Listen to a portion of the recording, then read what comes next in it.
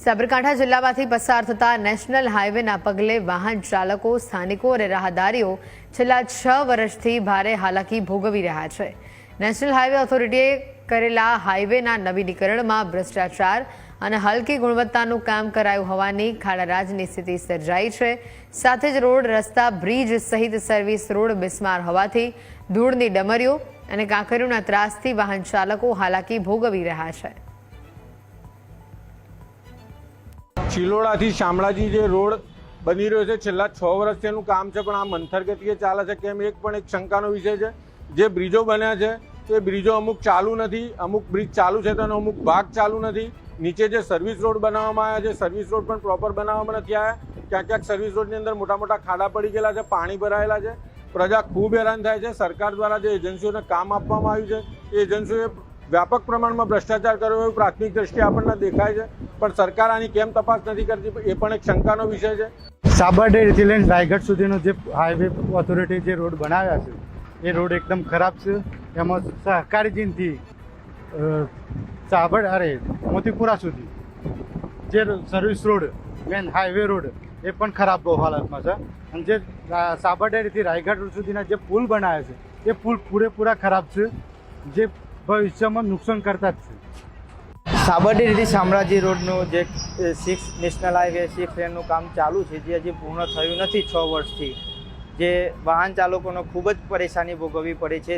તેમાં જે વાહનોના ચેચીસથી મળી વ્હીલ બેલેન્સિંગ અને જે ઇમરજન્સી પેશન્ટો તો બી ખાડા એવા બીમારજનક રોડ થઈ ગયા છે। સર્વિસ રોડથી ઉપરના બ્રિજના ઉપરના ખાડા બહુ જ તકલીફ પડી રહી છે। તાત્કાલિક ધોરણમાં કામ પૂર્ણ કરવામાં આવે અપેક્ષા રાખીએ સરકાર જોડે। સરકારને પુલ તો બનાવી દીધો પણ સર્વિસ રોડનું કંઈ ઠેકાણું નથી। સર્વિસ રોડ ઉપર પાણી છાંટી છૂટી કપચી નાખી અને ગંદકી પેદા કરે છે। ટુ વ્હીલવાળા અને નીકળવાનું પણ મુશ્કેલ થાય છે।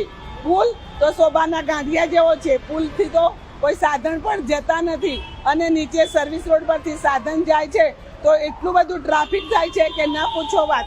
લોકોને નીકળવાની પણ મુશ્કેલી થાય છે।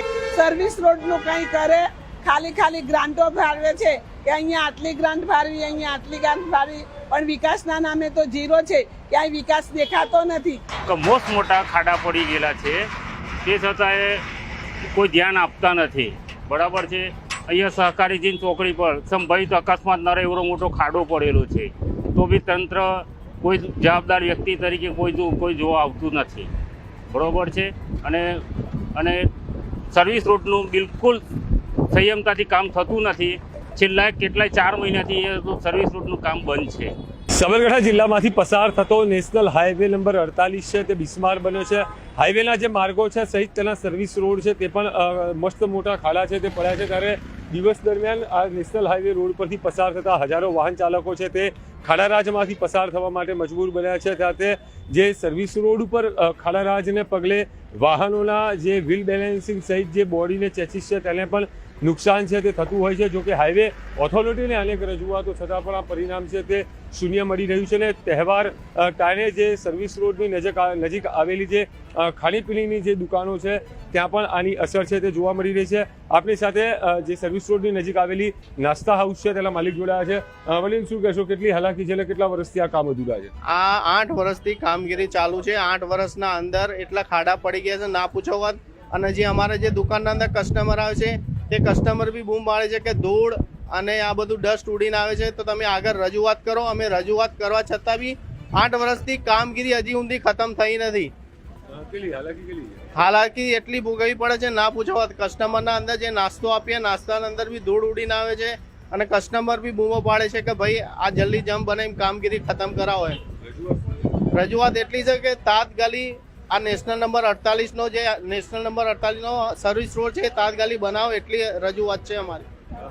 કહી શકાય કે જે પ્રમાણે છેલ્લા 8 વર્ષથી આ નેશનલ હાઈવે 48નું કામ છે તે પ્રગતિ પંથ ચાલી રહ્યું છે અને નેશનલ હાઈવે રોડના જે રોડ છે સહિત તેના સર્વિસ રોડ ને તેના બ્રિજના જે નિર્માણ કરવામાં આવ્યું છે તેમાં પણ મસ્ત મોટા ખાડા છે તે પડ્યા છે। ત્યારે કહી શકાય કે જે પ્રમાણે ધૂળની ડમરીઓ સહિત જે કાંકરીઓ ઉડતી હોય છે તેને લઈને સ્થાનિક વાહન ચાલકો સહિત જે રાહદારીઓ સહિત ધંધા રોજગાર કરતા વેપારીઓ પણ આમાં ભારે હાલાકી છે તે ભોગવી રહ્યા છે। ત્યારે આવનાર સમયમાં નેશનલ હાઈવે ઓથોરિટી સહિત સરકાર દ્વારા આની ઉપર ધ્યાન દોરવામાં આવે અને આનું કામ છે તે તાત્કાલિક ધોરણે પૂર્ણ કરવામાં આવે તે પ્રમાણેની માંગ છે તે કરી રહ્યા છે।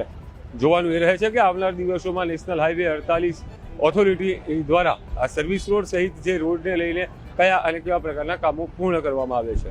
ચિરાગ